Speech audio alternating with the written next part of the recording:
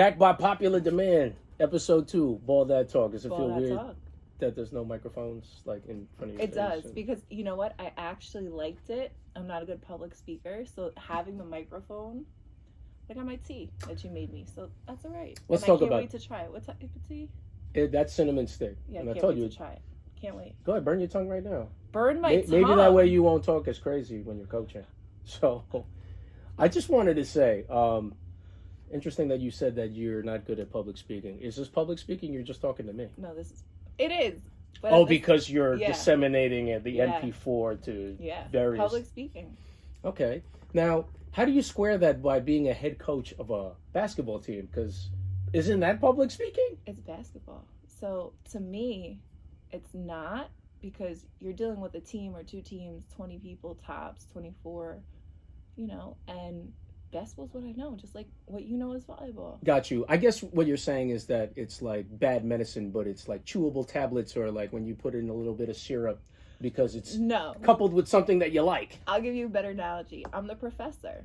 Like, that is my subject, and I'm the professor, and I have the most knowledge of it, and I am confident in my knowledge of it. So okay. I'm the professor. Okay. And I shout like out to the professor, N1, who's one of my favorite players. Really? Yeah. Yeah, I saw a video of him recently, and YouTube is a great thing, right? Because now you can look up, like, last night I did 2007 Dallas Mavericks versus Warriors when they lost in the first round. It's like, can you imagine? The only thing that's sad about all of those old clips is that they look so old, and I just feel old.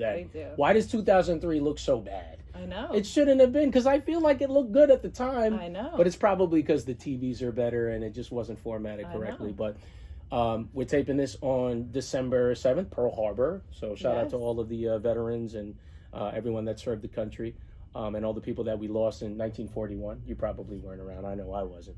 I wanted to talk about, I guess, now you're in full swing in basketball and volleyball, and I know you have topics, so I just wanted to at least smooth it out of what we've been up to since the last time we recorded. And let's just go back to the recording. We did it all the way, I think, like in June or late May. And... I mean, I was burnt, so yes, it must have been But summer. you took the liberty to just start dispersing that content, and you felt pleasantly surprised that people were still into it. Yeah, we got a lot of good feedback, and it's so natural being around you, even though we didn't know who each other was. And one of the things I did want to bring up was when we were playing those pickup games, there would be 30 people there, and we'd be sitting on the sidelines, and nobody would really talk to each other.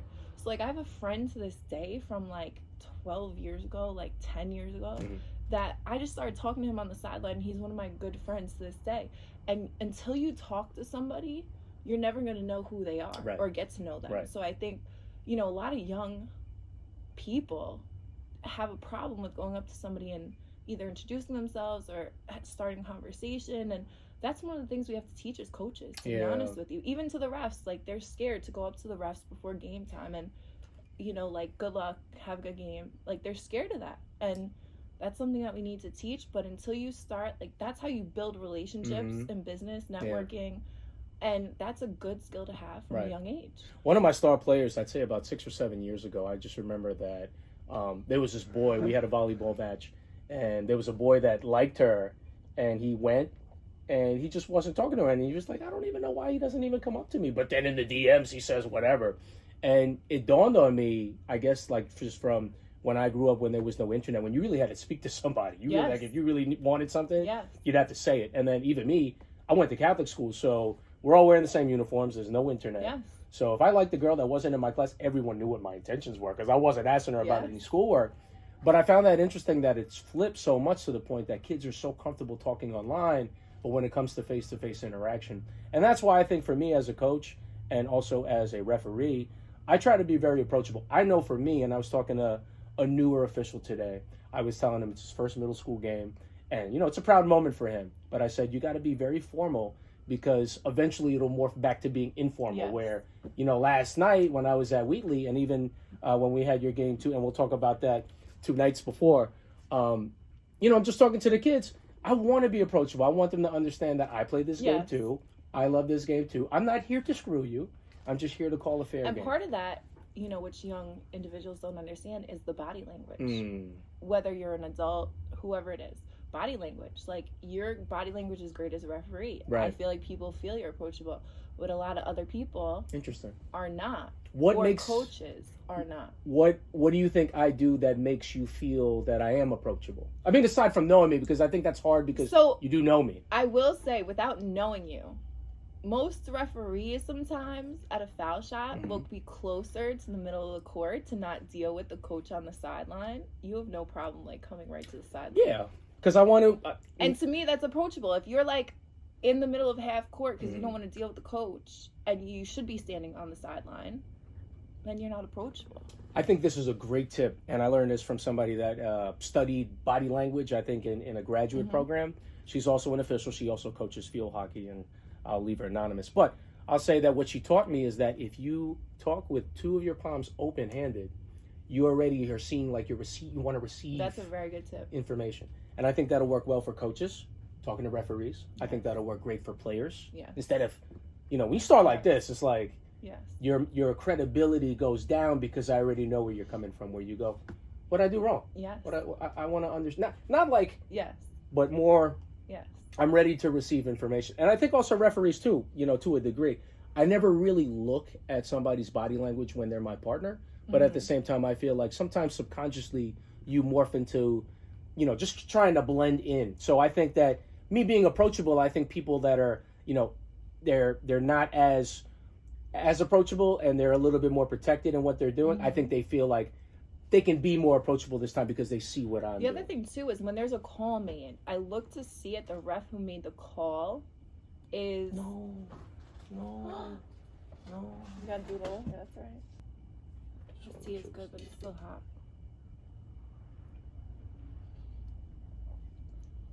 How'd you do this? Oh, Yeti has like a customization yeah? thing. Yeah, you should look it up. Episode 2. I'm gonna blame this on Kelly because we just recorded a whole bunch of things and we're still trying to figure out the configuration and the wireless thing. So just watch where your tush is going. So we don't go. But episode 2. That's Kelly Dempsey, head coach of Hicksville High School. I am Ralph the Ref. I am referee extraordinaire of Nassau County, Long Island, college fame and Catholic school. I'm also a volleyball coach, as we know. I guess, the first time that we recorded, it was still, I think, Memorial Day or early June. And I remember in the summer. I was sunburned. You were sunburned, right? And are you sunburned now? No, definitely not. Yeah, it is. We're taping this on December 7th. Shout out to everyone, all the military veterans that are celebrating Pearl Harbor. Let's just talk about, I guess, the feedback that we've been getting from the first episode and made you want to get back on the horse. And because, season's now in full swing. What was the feedback like for the first episode? Feedback was so great. I was very shocked. A lot of people saw it. A lot of people I don't interact with often that were commenting, liking on our little clips that we were posting. And somebody even asked me for where's the whole episode, and whatever I do for myself, and I just have confidence with it. So it wasn't for me to gain anything from. I think it's natural, us talking. We've been friends for a while. I love that, and I think that we have a lot to offer people. So it was just kind of cool that I'm doing something and I don't care what happens from it. And then we got all this really positive feedback. So I don't know how you felt. Well, I definitely feel like my life goal, at least in the reffing, like the athletics part, I always feel like referees don't really get a fair shake of like having a seat at the table, only because when you're in a competitive space and somebody's trying to win or lose, we're always trying to think about accountability. If it's not going to be me, it has to be the refs for whatever has happened. And I never feel like that's really fair. And I feel like you might not feel that in my game because I'm very approachable and I can speak and I'm trying to explain to you why the things are. And also coupled with that, I am a volleyball coach. So I completely understand what it's like for you to have a practice at 8 a.m. on Saturday. Yeah. For you to have a day off on Sunday. For Monday, you are going over film of what the other team is doing, and then Tuesday it doesn't happen. It doesn't go like that. So of course that frustration is going to build over, and it's going to disseminate to the refs. So I always try to be empathetic towards that because I do understand what it's like to be frustrated with officials. At the same time, you still want to have your weight and accountability, and I just never feel like referees in the public square we're not able to explain. I can't go, Kelly, come on, like this girl's not, it's not happening for her. Like her skill's not up to par. And I can't do that. And, even last night I was at Wheatley High School. I was doing a boys game and they were like, that's not a travel. I can't go. Hold on, stop. I just want to explain it to, what's your name? Oh, your name's Rob. Well, by definition, after 2 steps, he can either pass or shoot, and he was trying to dribble. So that's elite. I can't do that in the moment. I have to look like a robot and run away. And you know what? I think a lot of things are opinionated. So we played a team, and the coach wanted every tic-tac foul. And it's like, that's not real basketball. Mm-hmm. Real basketball is contact. Right. So if you're asking for a tic-tac foul, and some refs opinionatedly are not going to call the tic-tac fouls because they want players to play. Right. So I always tell my players, I know the refs most of the time because I played and the same refs are still refereeing. And I'll say, this is how this ref is going to call it. Or I'll say, wait and watch the first couple of plays of the game to see what the referee is going to call, aren't going to call. And then basically play your game, but also be aware of how the referees are calling it so that you can adjust to the referees, just like you adjust the other opponent that you're playing. Right. And I think one of the biggest things is approachability. So there's 2 things I think that I look at as a coach if a referee is approachable. 1, are you coming to the sideline towards the coach, like close where you should be, or are you kind of going further away from that coach towards half court, towards the middle of the court? And 2, are you looking? Are you making eye contact? Because sometimes when a referee calls something, I look to see, are you going to make eye contact with me? Are you going to wait to have a comment or a conversation? And most of the time they look away because they don't want whatever it is, the conversation, the comment. And I think those things tell a coach or a player, don't even bother going up to the referee. Do you feel like that you give the death stare where they don't want to look at you though? I don't know. You tell me. I know I do, but that's because if I give a stare, it's because I don't want to say anything. Okay. So it's like, if I choose to say something, I will. But most of the time my stare is, I don't really have to say much. That was a maybe call. Or like, you already missed 2 calls and now I'm staring at you because you already know. Well, so it's interesting that you say that because we talked about this on the one that didn't work, but that approachability part, I appreciate that compliment that you think that I'm approachable. Yeah, you are. You're very approachable. And I think that's just like a hard thing for referees to grasp, only because, I think also in the beginning too, especially at the higher levels, varsity, college, you're so used to trying to get to the point where you're mastering the calls. Yes. But I think it all starts from the line drawn in the sand. Like either you're a coach or you're a ref. And I hate that it's either or, but some things don't allow a coach to be a referee. Or you can ref outside the high school season, in school. And you can be an AAU ref or a travel ref or something like that. But it's very much, and that's one of the reasons why I felt like I didn't want to referee, is because now I'm going to the other side. But honestly, without referees, we can't play games. No, and I also... So we all kind of just have to work together as much as possible. Yeah. And I think it's also rare as somebody like me that... Because it's so hard to coach and ref basketball at the same time, right? As your dad knows, it's just hard. You got to pick one. You got to do it. And you might just want to do it because, okay, I want to do a couple of games here and there on the rec level when there's not that much coaching.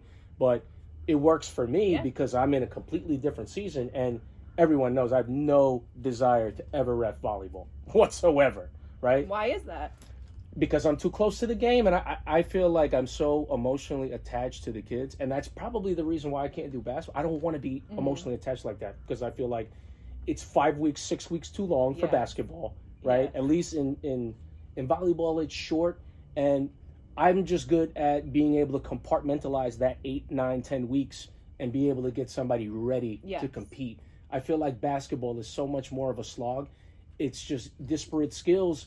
And a lot of it, to me, I just feel like the style of coaching, and I don't know for whatever reason this is, it's a lot more micromanaging of what kids are doing. So I know that just doesn't work for me. I know I coached for 1 season, and I just felt like I was at a Jay-Z concert after the first quarter. Like I was like losing my voice, and it wasn't a good Jay-Z concert. It was just like, and it's just so hard. To me, it's like the closest thing to parenthood of like when your kid starts running around and you have no idea what they're about to do, where it's like, I'm going to explain to you what you need to do. Yes. Then you do it. And then it just doesn't work out that way. So I can always see, aside from you, just people's frustrations but I also, on the flip side, I see the joy of somebody incrementally getting better, because there's no better feeling than when you see a kid. And so that's kind of two things I wanted to talk about, confidence and trust. So I think as a coach, the biggest thing I see is kids lacking confidence. And I try to always push kids so that they can gain the confidence. So they don't think they can do something. So I push them to do it. And there might be some pushback. There might be a little, arguing between coach and player, but a good arguing. And for example, multiple players, since when I first started coaching, I coached twins. They'll tell you to this day, and I'll get there, but even now, recently, like a girl on my AAU team, shout out to Level Up LI girls director, phenomenal. The boys side, the girls side, we're doing some big things over there. I have a couple of girls on Level Up AAU. I have a couple of girls in high school. They don't want to go left. They don't want to use their left hand. They don't want to take a left hand lamp. The twins that when I first started coaching and I was training and helping coach them, things like that, I would be going to games and yelling at them because I wasn't their coach at the time. Right. I'm like, left hand, left hand, left hand. And they'll tell you to this day, and they're seniors in college. Like, all I thought about was you saying left hand, you saying left hand. And until you do it, and you can do it, and you see the confidence in it. And so when you see those little increments of the process where they're gaining confidence and they're getting to where they can get to, where they don't know that they're there or they can get there, is the most rewarding thing. And I think the trust in the people you're with, so the trust in your coach, the trust you have in a player, the trust you have with your teammate is the biggest thing, because then with the confidence and with the trust, you just buy in. And that's why teams like your volleyball team are able to win championship after championship. Yeah, so just funny thing that you should say that.